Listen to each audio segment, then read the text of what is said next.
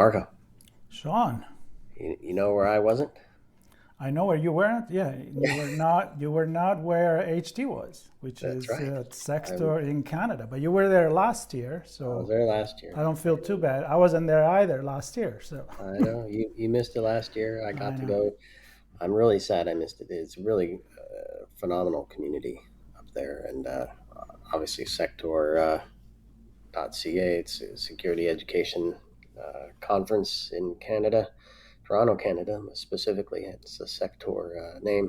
Now a Black Hat slash Informa event. And of course, we love our friends at Black Hat and the community up in Toronto. It's phenomenal. When you say HD? Yeah, this is my first time going back and since 2008, and it was kind of cool to see the same folks there. Brian and Bruce still introduced everybody, and Yeah, it was great to see. yeah. Two good guys and a lot of good sessions. And they were smart to have you keynote this year, HD. Congratulations on that. It was surprising. So they actually had accepted a talk that was completely different. That was a very nerdy session about SNMP. And then last minute, they're like, "Hey, do you mind doing a keynote instead?" And then I lost the next 2 weeks of my life to figuring out a keynote. So, but it came out okay. Well, I think um, I think with your experience in the community and the industry, I'm sure it takes time to prepare it, but you're not certainly short of topics that you can talk about. you've seen some things. You've seen some You've Is seen that if you've things. been in security more than 5 years, you definitely have all the war stories. exactly, exactly. Well, for the folks wondering what it is we're doing here, so this is part of our event coverage for Sector 2025, and we've done a couple episodes with some folks, and we're thrilled to have HD on, one of the keynote speakers at the event, and we're going to hear all about what he spoke about at the event and what some of the feedback was from the community based on his talk, which is all about rules. I'm not going to say any more than that. But before we get into the nitty gritty that are rules, HD, maybe a few words about what you're up to at runZero and anything else you want to share before we get in. Oh, sure. Still trying to build the best widget for exposure management. So both direct vulnerability detection, finding vulnerabilities that don't have CVEs, finding misconfigurations, and then doing very broad top to bottom, inside out discovery and putting it all together. So that's kind of what I do all day. Is how do you take like all the different clues about what devices are in what part of your environment and use that to figure out where you're most at risk and then fix it. Easy peasy, right? That's right. Just the easy button for Yeah. Well, detection of all the stuff that we don't know about yet. Um, we had a great chat at Black Hat, and I would encourage everybody to listen to that because we talk a bit about what you just described. That's not what this is about. This is about rules, and in your abstract, um, you note one rule, and we'll get into what this is all about. But change your passwords every month, right? And I presume you have some thoughts on if that's a good idea or a bad idea, or what. How does that really relate to what we're trying to accomplish in the grand scheme of things? Um, so the title of your session uh, was the once and future rules of cybersecurity. So you said you got the keynote invite and you put this together in a few weeks. What was the catalyst for this topic? Why did it come to the forefront? Generally, keynotes, you hear a lot of like kind of grand ideas or how the world's changing, or these days you just hear people talk about AI. And I figured it'd be better to kind of go back a little bit and say, here's kind of how we got into security. Here's what we thought we were trying to do. Here's what actually happened. Here's what we're doing now. And just kind of contrast like what we previously took as givens in security versus where we are today in the world. And passwords are a good example of that, right? In the early 2000s, during my first pen test, we would tell customers, you need to rotate your password every 30 days, and it has to be long, it has to be complicated.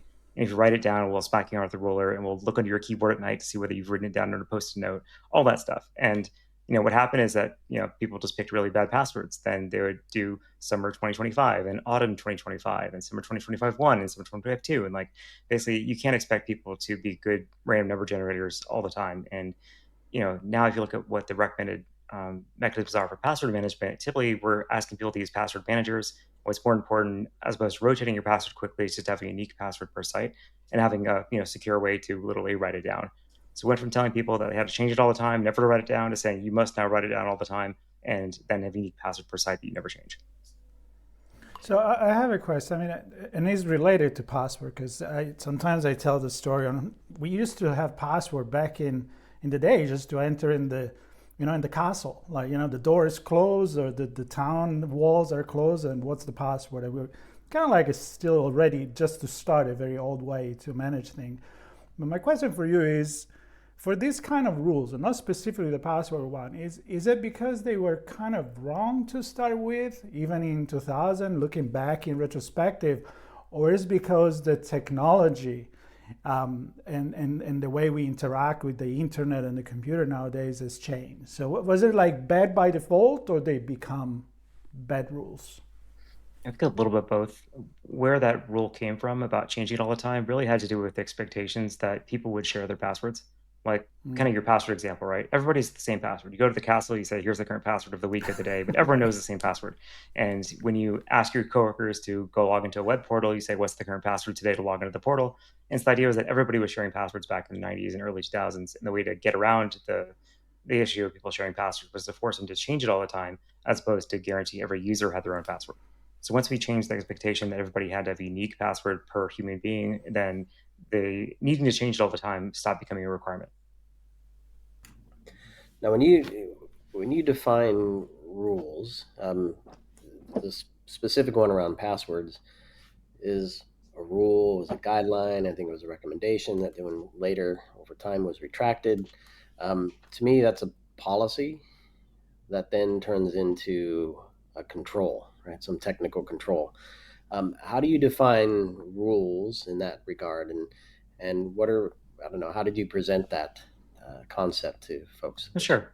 I mean, we certainly have, yeah, tons of policy. Like you're going to have a password policy, but the context of rules here is just what are the things that we all take for granted that we assume are the right way to do it. So if you walk into a building during your security training, what did they tell you to do on day one? Like, is that still true?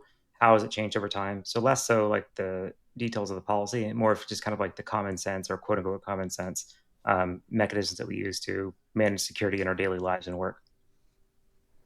And do you have some examples in the presentation about the good rules, the one that we can still consider pillars of the way we do cybersecurity? Oh, for sure. I mean, the interesting thing about passwords is the good part about passwords, we said you have to have a unique one per website. That's still a good rule.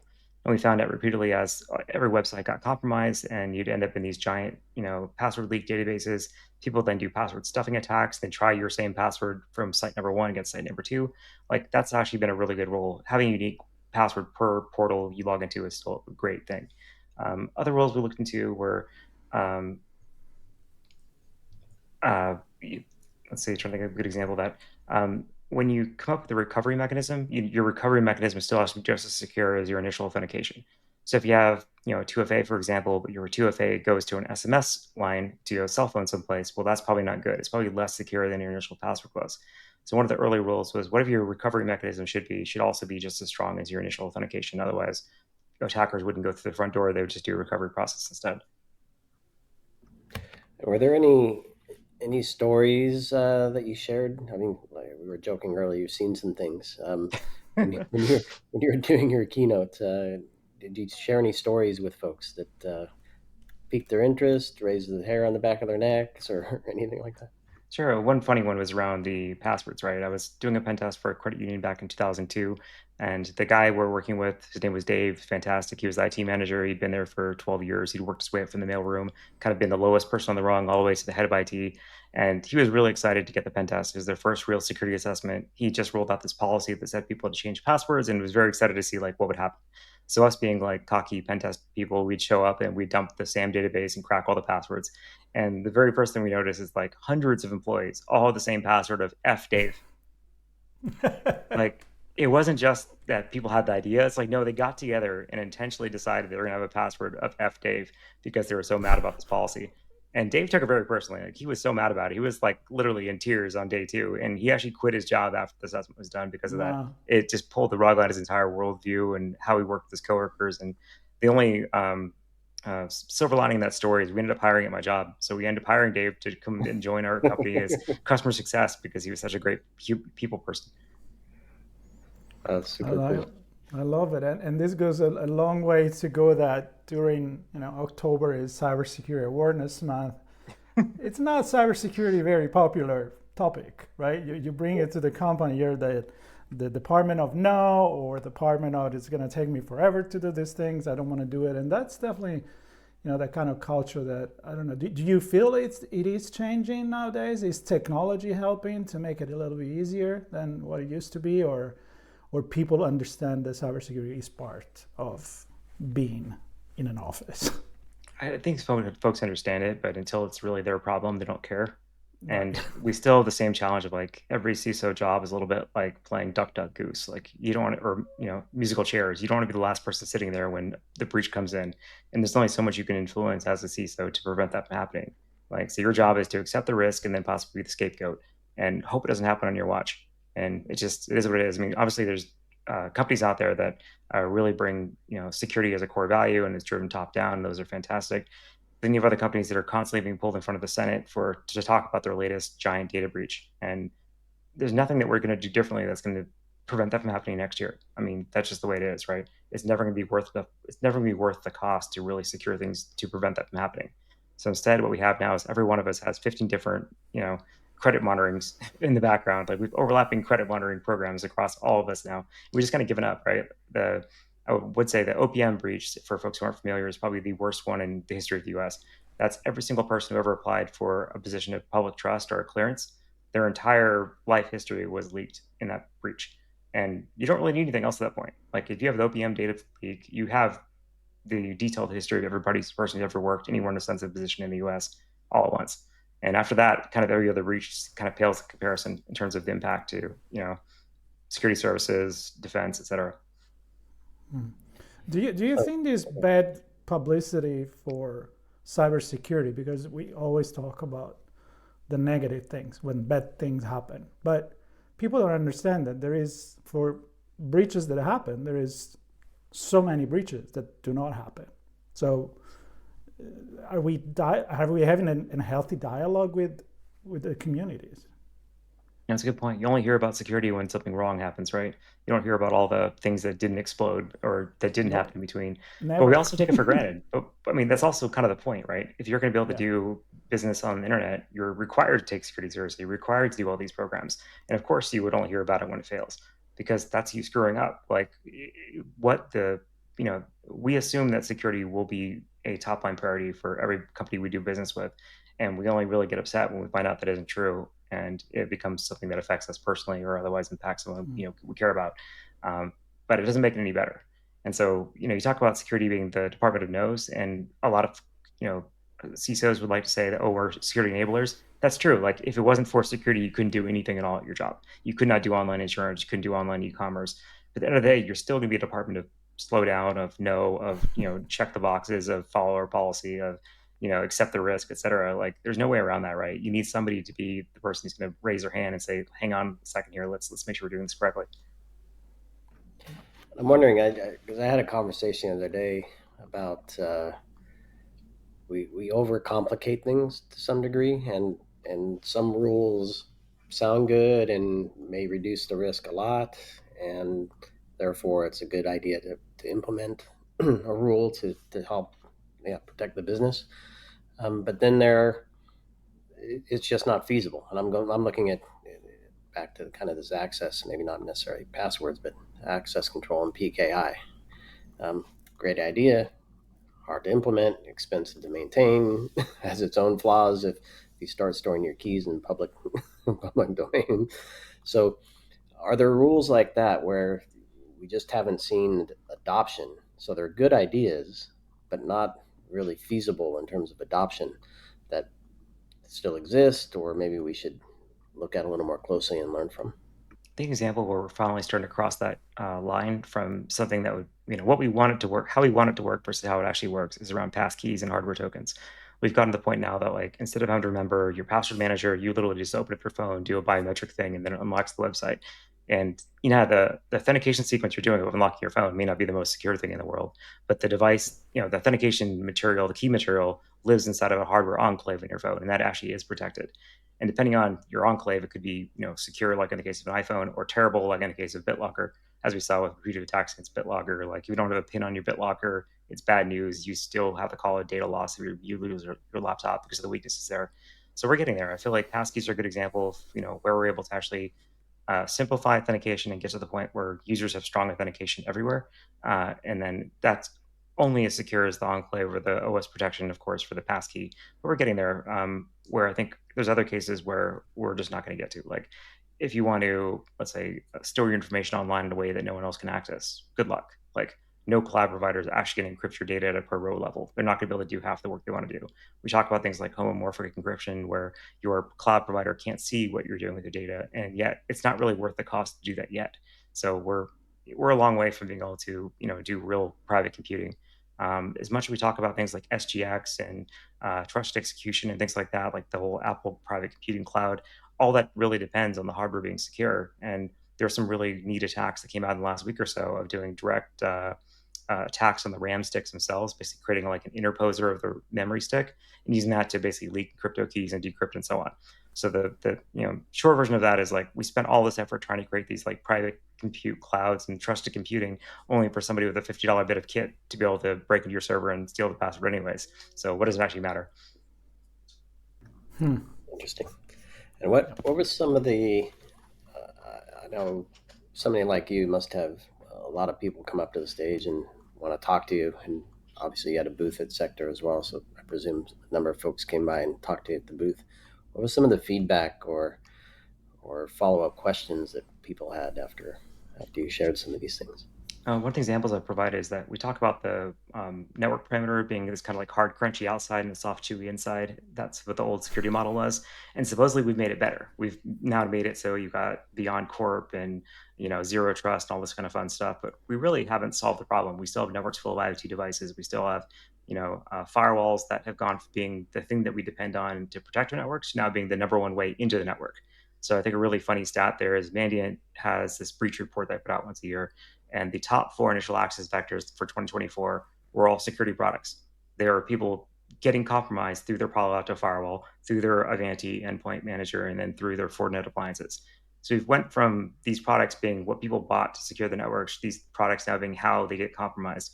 And calling that out, I think, was something that a lot of folks are not really willing to say publicly. And I think it makes a lot of sense to say, no, like these products actually are the worst thing going on for security right now is your firewall.